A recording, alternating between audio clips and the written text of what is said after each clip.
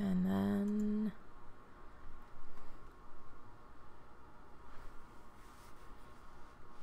Okay, we are live. Excellent. I'm Chloe. And I'm Sandy, and this is WordStitch. Oh, there we are. Yes, we are live. Hello, everybody. And today we're talking about... Wait, what? Head is low today. I think, are you the same on my computer as usual? I don't know. I've moved everything around like 8 million times. So, Wait, I think you just got lower. I think you somehow dropped. I don't know how that happened. no, because I'm magic. Magic. Yeah, I did. Oh, I see. Because it's just like springing back. Did that help any? Yes. There. Okay. Yes, it helped. Okay, all right. Hi, So, I've got a head at the bottom of the screen now. all right, with that technical glitch over, we can spend 2 minutes introducing our topic of the day. So Chloe, you wanna do it since you're more specific about this than I Yes. am? Because we had a massive debate about this. Well, a tiny Before we debate. A tiny went debate. filming. Debates imply some disagreement, you know? It was a debate. So today we are talking about setting. We're talking about setting, not about world building. And to clarify the difference there, world building is an umbrella term that includes setting and a bunch of other things. So setting itself is the location and the time frame of it. So like if you are reading a bodice ripper, you might be reading 19th century England. That is the setting of that story. So that's what we're going to be talking about today. We're going to be talking about how we come up with where our stories are located, and we are also going to be talking about the time frame in which they're set, whether it is real world doing research, or current day, or if we are making a fantasy setting and figuring out what is happening with where they are in that timeline. So yeah, I feel like I covered what I needed to, and then I rambled a whole bunch. Is that an accurate assessment of what just happened? No, and it was perfect. Good job. Okay. Thanks. So if you are with us, we're gonna get into that setting stuff. We did not have a debate over this, by the way. We had a learning. I feel like We had a debate learning. is absolutely a reasonable term. Debate implies that I disagreed with you as opposed to just that you taught me something. Okay. Well, no, but we did debate about what we were going to actually do today. It doesn't matter. What matters it is 4:05. So we are just gonna go ahead and do our usual sprints. So I am almost prepared today for this, except that I'm missing my share button right now because I have things minimized. There we go. So it is 4:05. We're gonna write for the next 10 minutes. So you can go ahead and start now.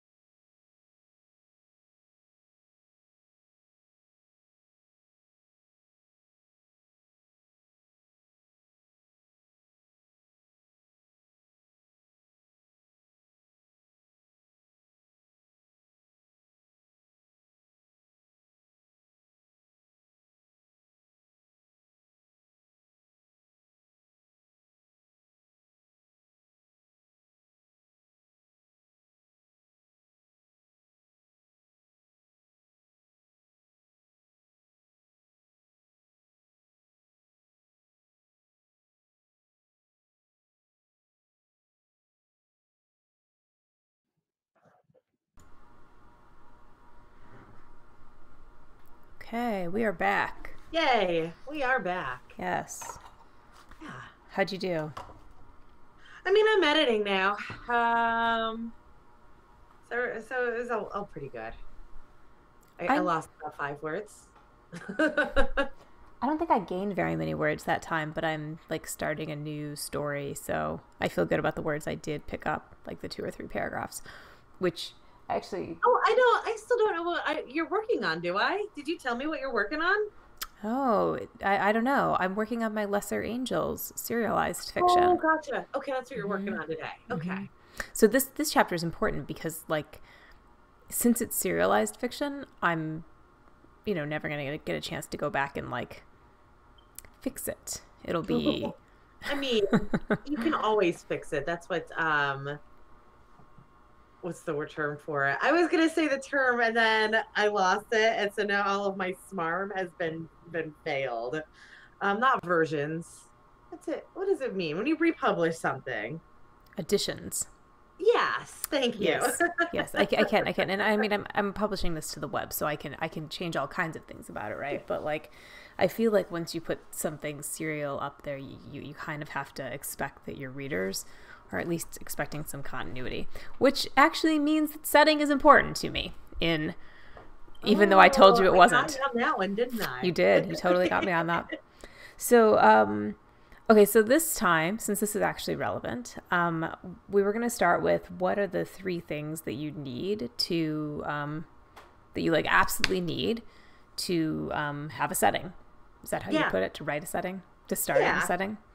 Yeah. Like what for me, I was looking at like, what are like 3 crazy things that I absolutely need, or else like I'm going to mess up my story. Okay. Or I'm going to go into a panic when I start writing my story and realize that I have not established these things. Okay. What did you aim for with your list? Okay, so one is I need like a really specific time and place for a first scene. So like in this thing that I'm doing, I know that she's on a train and that it's 6:00 and they're in Chicago. And I like that seemed important to me because wherever the story goes from here is all gonna like match that mood.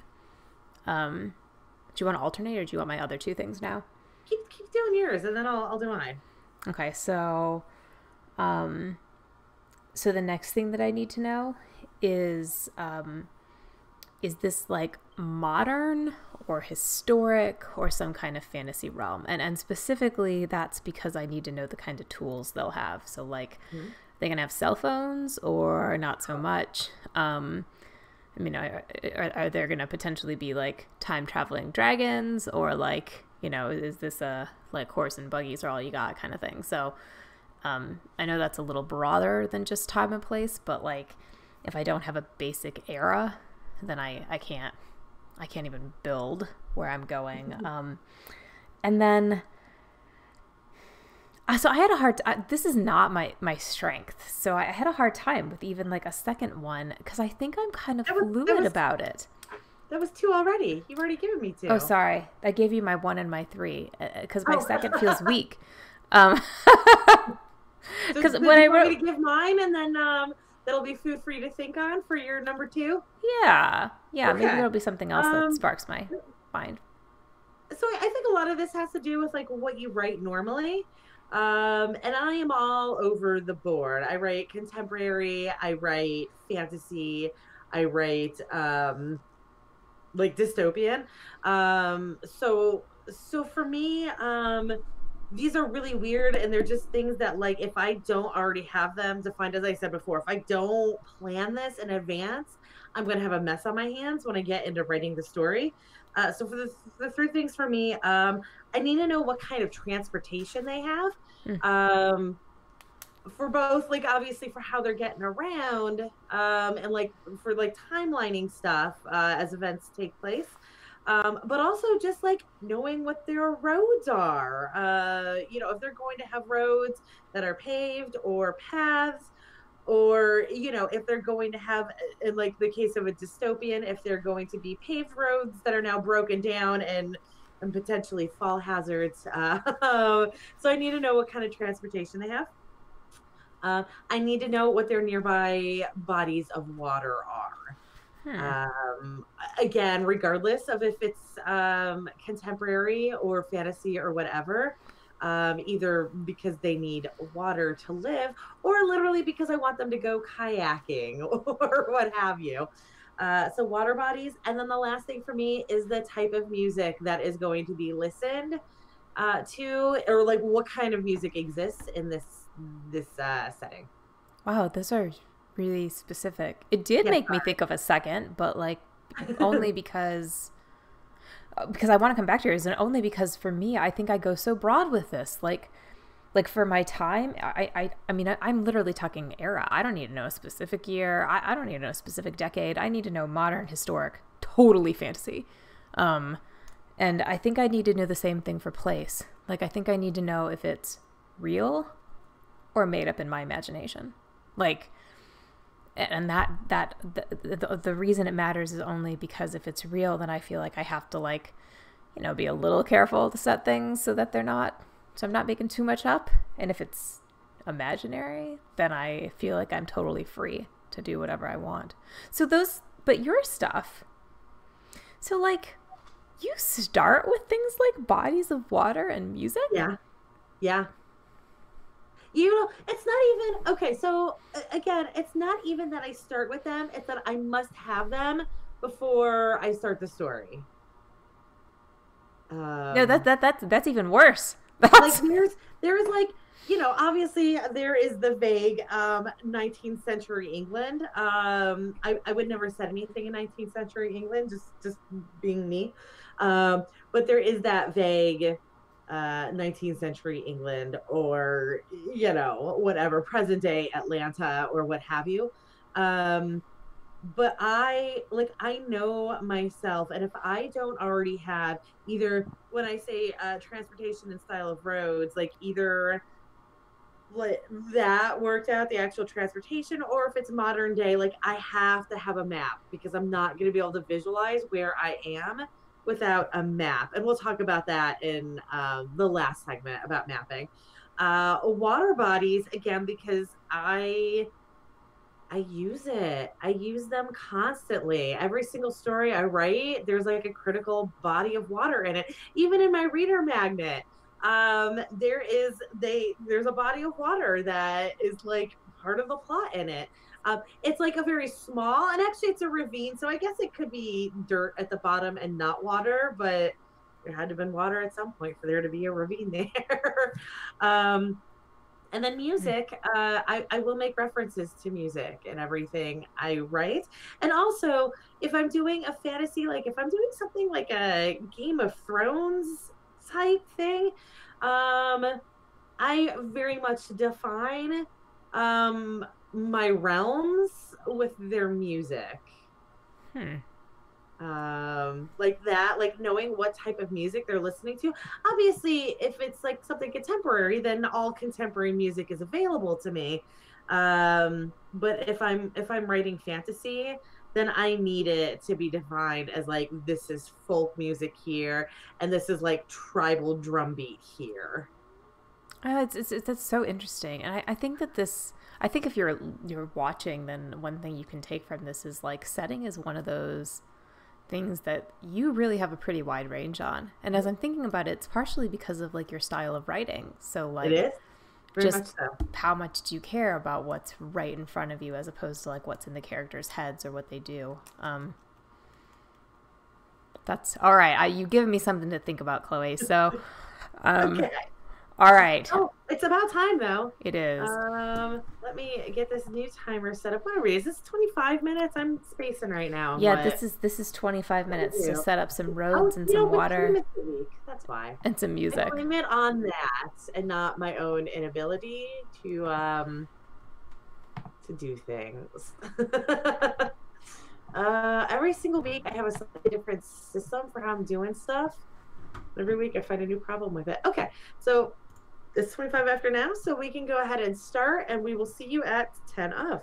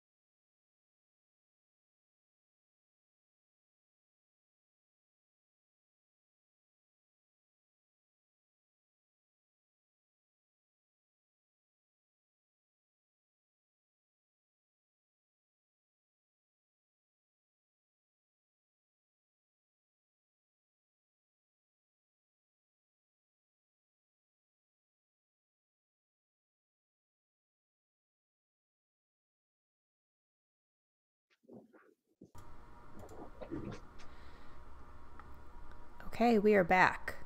We are. Yes. Yeah. All right. So this time we're talking about the timeline, right? Yes. Okay. So how important is a timeline to you and your stories, Chloe?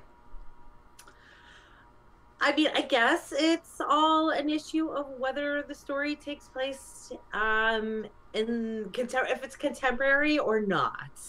Oh, so like if it's not contemporary, well, like when is it more important to you? I guess is the question.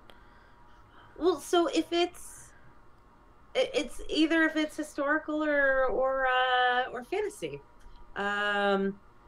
Obviously, if it's historical, there's a whole lot of research into figuring out like what existed at that time. Or in the case of Ugly Sister, and just trying to remember what 1995 was. And then in fantasy, I think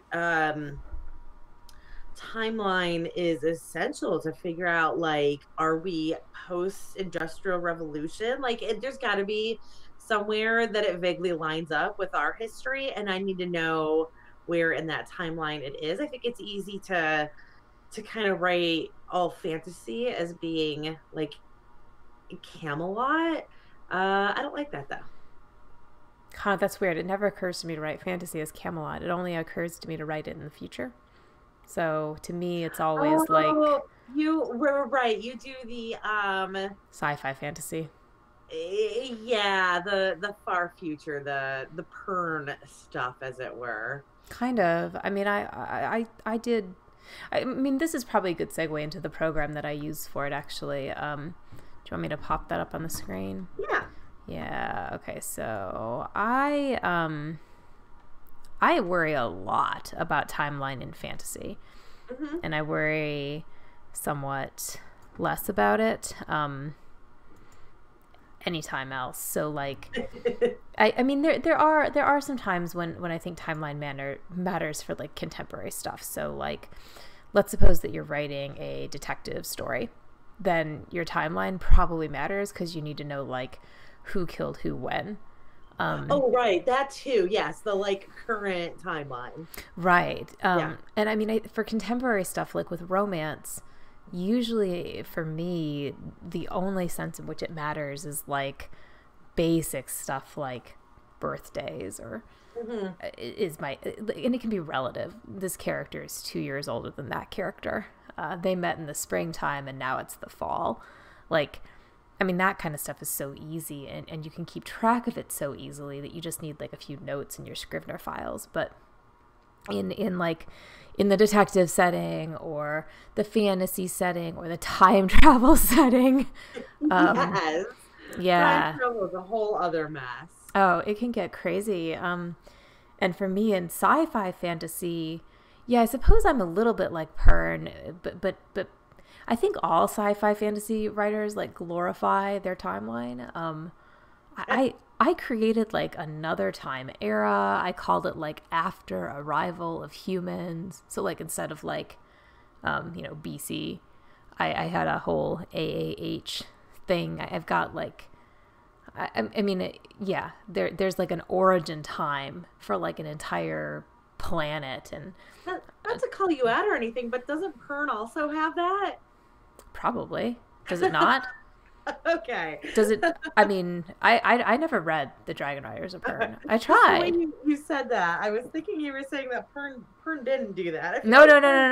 What I'm saying is, I think most sci-fi fantasy people do it. Like I'm pretty sure that like it's a. I think if you consider yourself at all serious about fantasy, then you have to create like a whole era, right? Yes. So if I might have said that the opposite of what I meant. Okay. I think it's really serious for sci-fi writers generally. So for me, I started off using Excel spreadsheets and such, and then they weren't good enough because like the timeline was too complicated, and every time something changed, like I wanted to like have somebody's birthday moved up a year or something, then like you have to go back and change like this whole huge thing. And of course, when you're in fantasy, you don't just have like a character, you have like dynasties, right? So like you're mapping the timeline of like your characters and what they do, but what they do depends on like what some king did 100 years ago, and what he does depends on what some, like, I don't know, when some spaceship landed 1,000 years before that, and like when that spaceship landed depends on how long it might take to get from your planet to Earth. So you also have to do like calculations like that. It's all Well, very and then you've got complicated. like you look at like J.K. Rowling and George Mm-hmm. R. R. Martin. That's how they're making their money right now. They just go into a different Mm. point in the time. Well, that would go into a different point in the timeline was J.K. Rowling, and then George R. R. Martin did the. I Mm-hmm. guess it was. I haven't actually seen it, but I guess it's a compendium of like the timeline up until like of that entire world. And I think it's essential whether you're planning on doing that or not. Yeah, I agree. So, okay, so this program that I've got up here, this is called Eon Timeline. We are not affiliated with Eon Timeline, but this is what I use to keep track of my stuff. And the reason I do it, so let me show you the screenshots if I can, is because Eon Timeline does just a really nice job of giving you like multiple ways of looking at a timeline, and making like your timeline dependent on other events. So like you probably can't see this screenshot very much. I know I can't on my computer because it's pretty little. Well, maybe I can make it bigger. Oh yeah, I can. So like this is a screenshot of a timeline, and this is on their website, so you can just go to the Eon Timeline website and check this out. But it looks like they're like here you're following more than one type of event. So like somebody's testimony on one day and like testimony on another day, and when it occurs. So you can see Oh, it I could get. be, Okay, I see what's going on. It's a yeah, trial. it's a trial. Whoa, you just suddenly got loud. I think I must have your done your that. volume crashed. Yeah, it did something wonky. Hmm. I don't know where that is, if that's on my phone or yours. But okay, so let me know if it's weird on YouTube. So those are the kinds of things you can do. This chart here, I don't know if you can see, but like you can color code your stuff.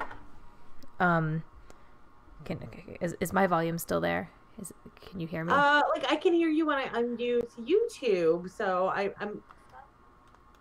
yeah, Oh, yeah, you're okay for some reason. Just with me, you're quiet. weird. Yeah, Um, we're weird. Anyways, so weird. But yeah, so if you're watching, so like here's another feature of Eon Timeline. So you can actually like if you see these little columns across the top here, these are like characters or storylines. So like you can classify your timelines and your events by like what character or like storyline it's happening to. Like you can record birthdays in here, major events, little events. They let you put in times. There can be like a start time and a stop time, and the time.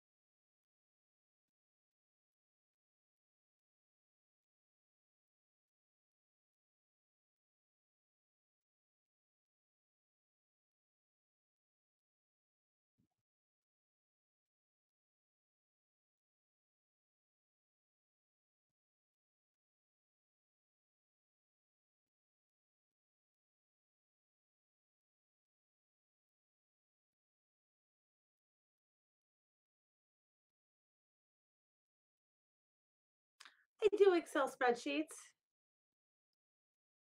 I do have a little app. It is 5 o'clock. Um, so we need to get writing, but I do have real quick. I do have just this template. And I hope that I'm not talking over you right now because I really can't hear you. Um, but I do. We'll get started in just a minute here. But I do have. Is that sharing? Yes. Um, I do have this Excel template that I use that I just. Oh, I hear you again. Um, I have this guy that the data is just entered on the right side, and then it just pops up on this. I really wanted a vertical running timeline, and it was kind of a nightmare to get. But this is, and I'm only going back about 100 years on this. I do actually have history well before this, but I've built so much history with this guy that that I just this is like my easy quick access stuff so that I make sure that everybody is the right age as I progress through the story and that like all the crazy events. It's hard to tell because I've got mostly births and deaths on it and marriages. But there are a couple of random things on here that are actually like super important. That is just this like little tiny dot on it right now, but like where are we? You're still casting your Eon timeline, I think, unless I froze. I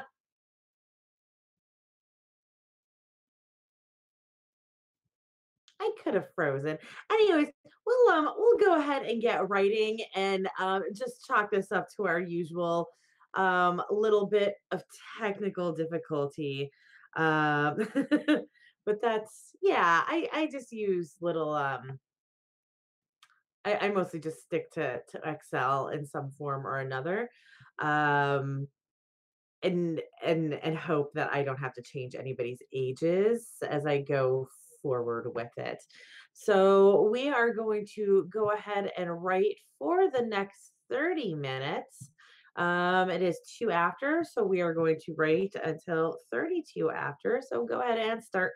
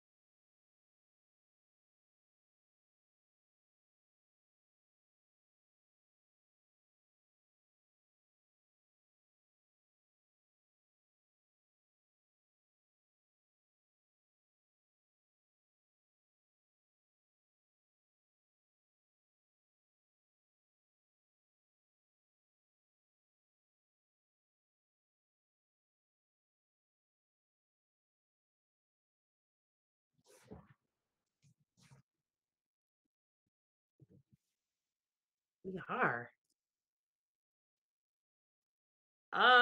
It is better now, I believe. I don't know. I had to like. I feel like I turned. Oh no, no, my volume was down, so we're okay. Yes.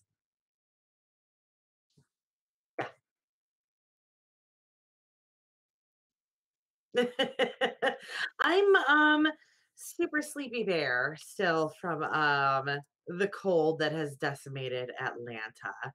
Um so yeah, I don't blame you. And I'm actually like now writing a new scene, a very short scene, because I changed the layout of this slightly. So yeah, trying to come up with those words were pretty brutal. And it's like 300 of them.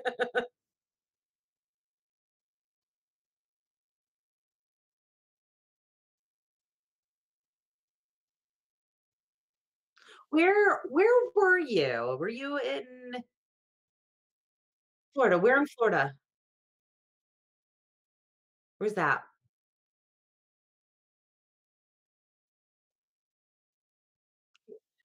Can we like can we like get a water body involved here or okay, okay,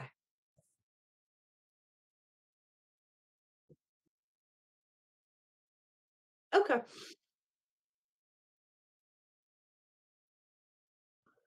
Could have been. Could have been anything. Yeah, yeah, yeah. I mean, we kind of talked about places. We talked about Orlando. Yes. Okay.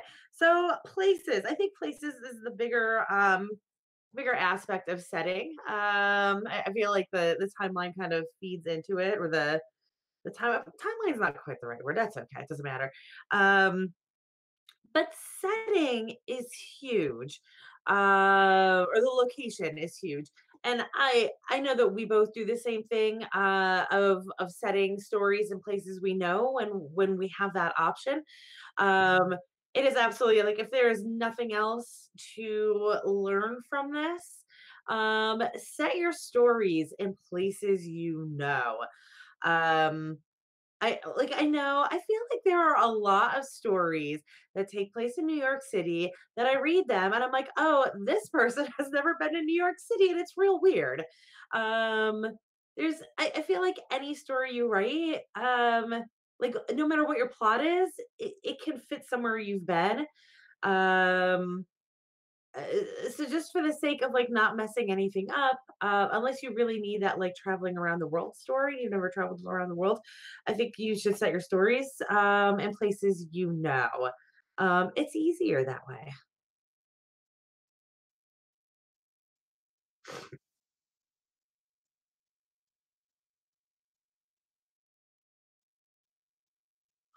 Oh no, that's why I say that when you can. Um, yeah, but to that end, like so obviously if you are setting it in if you're doing like a historical story, then you need to set it in certain places. Or like for you, which you said you have been to Milan, but like the whole premise of yours is that they meet up overseas, the one that you just wrote. Um so I guess to that end then also if you cannot set it at a place you've been and there is not like a substantial reason to set it in a specific place, again like Milan or London or whatever, make the place up. Oh yeah. Again, to avoid that issue of me reading things that take place in New York that clearly the writer has uh, not even never been to New York, because I feel like most people have been to New York, and I could tell because of what they're writing that they've probably been to like Times Square that one time, but um you can tell, like, you can tell that it's somebody who has, like, never spent a substantial amount of time in an area. It shows, and especially when you're writing a city, um, if you're New York is just a really good example for this. A lot of your readers are going to come from New York because a lot of people live in New York. So by percentage, if you're bluffing New York, you're going to get caught.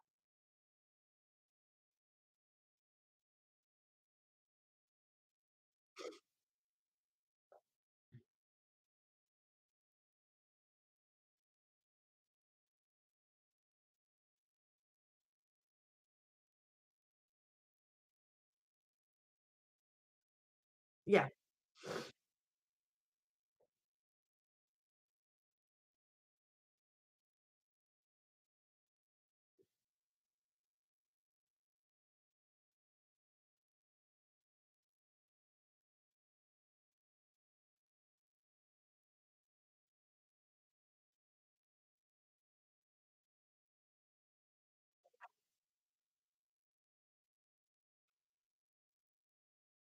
Yes.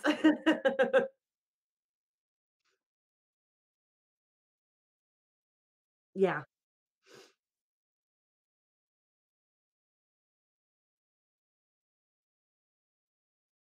I like in and she is from this area, so she just did it because it's a story about vampires.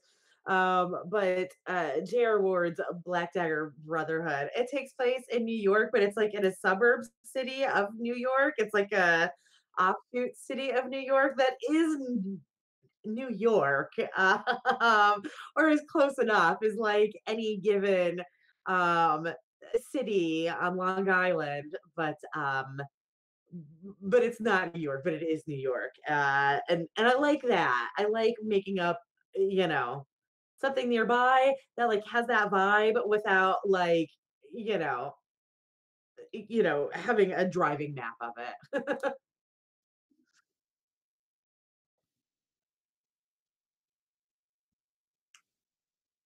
Yeah. Yeah, are you gonna share that map program, or are we gonna do my cheat to mapping everything?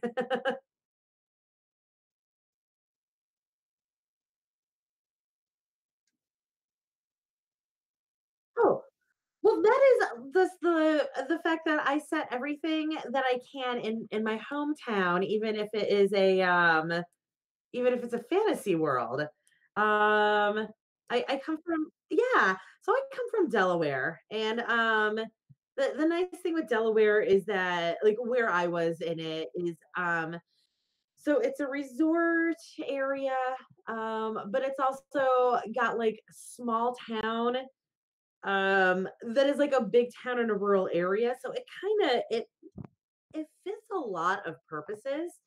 So let me see if I can pull this up. Yes, I can. So this is oh god, I gotta find out on my computer. It's buried. Sorry. So this is my little chunk of Delaware. Um, and like I know, so there's two towns that you're really looking at here. There's Lewis and there is Rehoboth. Um, and so Rehoboth is like your standard beach town. And so anywhere, normally if I am writing a story that is contemporary, but I want a relaxed vibe to it, I just set everything in Rehoboth. And Rehoboth is absolutely your standard beach town where, oh, you know what? It's not even showing up on that map. That's zooming some. So Rehoboth is just kind of your standard.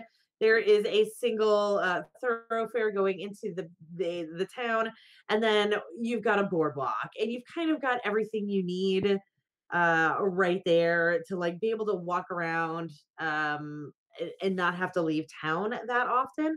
So for contemporary stuff, I find it really handy. Ignore the little thumbnail that I just dropped. Lewis is really interesting to set for a town though, because you've got a lot of stuff going on there. It is very much that really quaint 1950s small town vibe to it. But so you're on a bay. And then like we have a really lovely lighthouse right here. We've got this whole great big state park here. It's very nice. There is a lighthouse. And then you've also got this canal. So I know that like from this little map, it doesn't look all that impressive. But and it's also like very isolated. You see again that we've got these to state parks on either side. But it's really nice. This is a canal with like a drawbridge on it. So I really like using this setting. And it's also kind of a goofy road. There's only three ways out of town. You've got this new road up here, and then you've got the main nine, and then you've got this other road, which I've actually forgotten the name of now. It's okay. It's been a while since I lived there. But those are actually the only ways out of town. So anytime I've got either like a fantasy setting or a dystopian setting, this is like a really good place to have all of my stuff focused. And then I can just use this map as the map of wherever I am. And then just kind of change all of the landmarks to fit what I need. So that is my little hack there.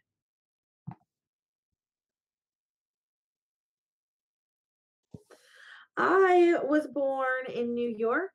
I have lived in I have lived in upstate. I was very briefly in Greenwich Village, actually in New York City. And then I've also lived in Ohio. I've lived in several places in Delaware. I've lived briefly in Orlando. And now I live outside of Atlanta.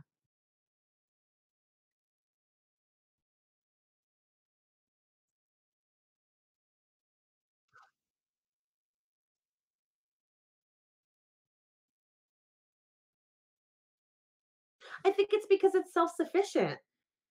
It's all so like if you look at Delaware, you've got these pockets of population, and then the rest of it is farmland. It's just farm and farm and farm and farm.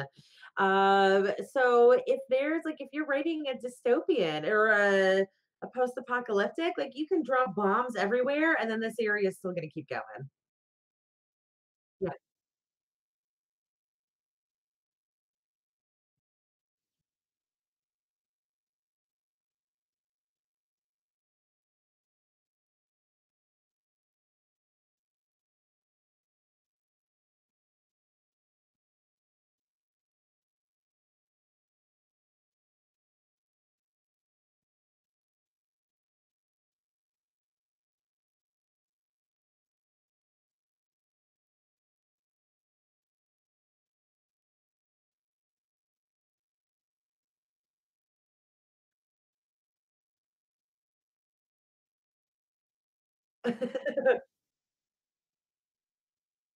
Mhm.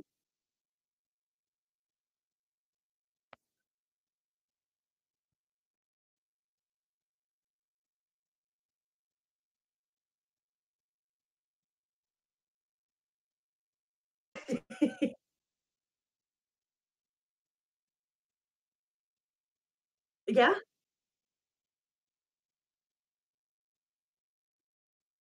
I've used it for contemporary too. And you know what's funny is that when I try to write things that take place in Atlanta, I feel like a phony. Like I feel like I don't every time I try to actually write Atlanta, I've lived in Atlanta for over 10 years now. And when I try to write stuff here, I'm like, I actually have no clue what's in this city. Uh, yeah.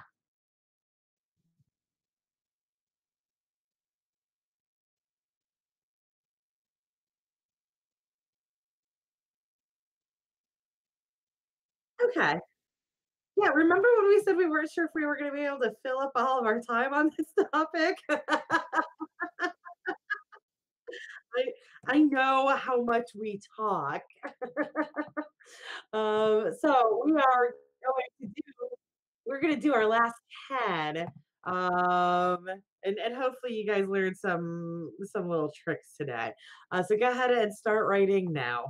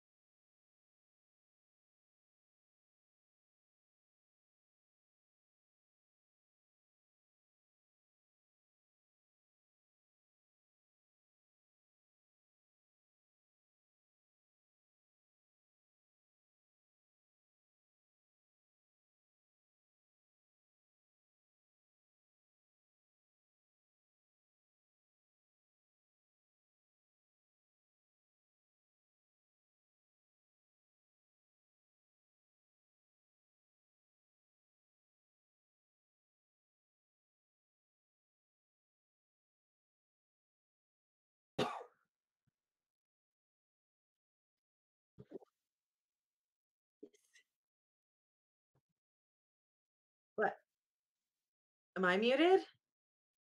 Okay. Yeah, yeah, let's look at your math program. We got 3 minutes.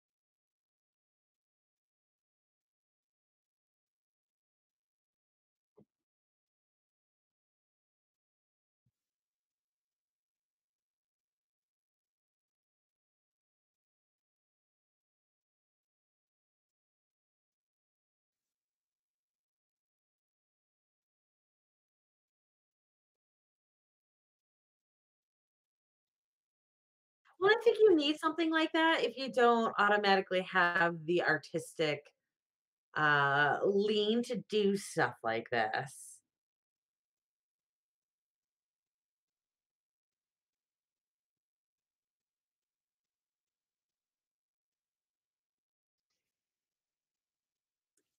I do. I can distract them for a second while I pull one up. let me let me hop over. This is I'm just gonna pull up the one that I did for the Worthy series.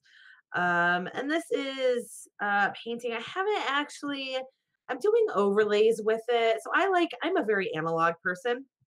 So I'm going to be doing some overlays over it. However, I did realize that I have a slight problem with the map. Um, so I'm gonna actually redo it, and it's gonna look like from what I'm showing, it's gonna look like something crazy for me to redo. It really won't be. I enjoy watercoloring, so I'm not gonna mind doing this a second time. I just now that I've written the first novel for this series, I'm realizing some things that I need to change on it. But there it is. The crying rhinoceros, I call it. But that's the map. Did it pop up? Okay. I'm still seeing me. Oh, there it is. Okay. There is that delay for what I get. But yeah, so this is just watercolor. And so what I do with a map like this is that I will put overlays of tracing paper on top of it, and that way I can trace out like the actual. Obviously, this is the kind of the generic land mass with some color coding for like mountains and stuff like that. There is a deliberate reason why this is kind of a perfect egg-shaped island there. I'm not terrible with designing stuff. There's a backstory to it. But anyways, so I'll do overlays for this with tracing paper that will have like actual cities marked. Is a train line. This is for a fantasy, but they do have trains in it. Um, and then I will also end up scanning this image so that I can blow up areas as I flesh them out as I go through this series because I'm planning on this being like a 10 novel arc.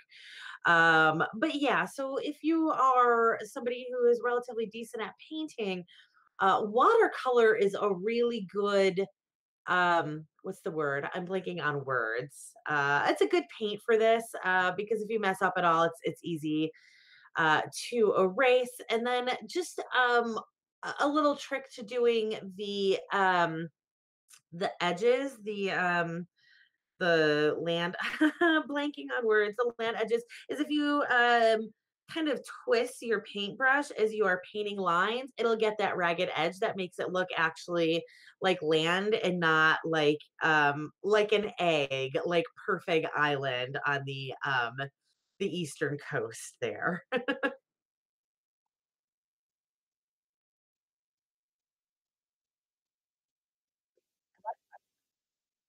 Thanks.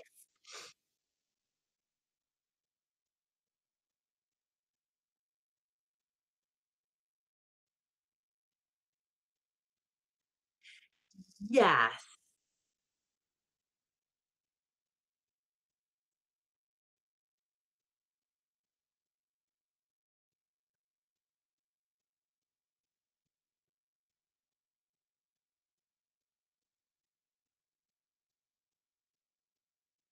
Mhm.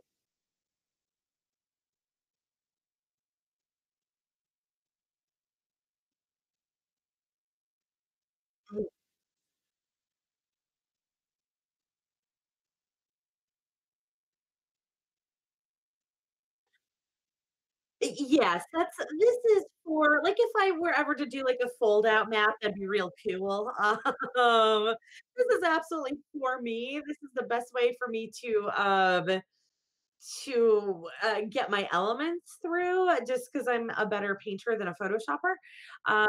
But yes, the I will be doing like, maps in the book will absolutely be, based on what goes on the tracing paper as opposed to this really nice, pretty image. So I'm gonna stop sharing this. Your dog is freaking out.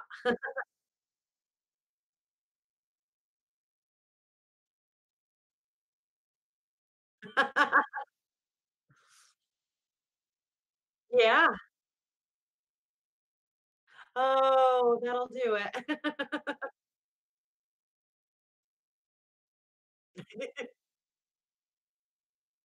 It is.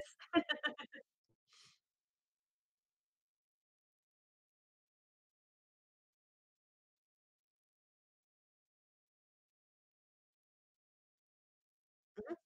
Yeah. I have no idea what we're doing next week, but we'll figure it out before then.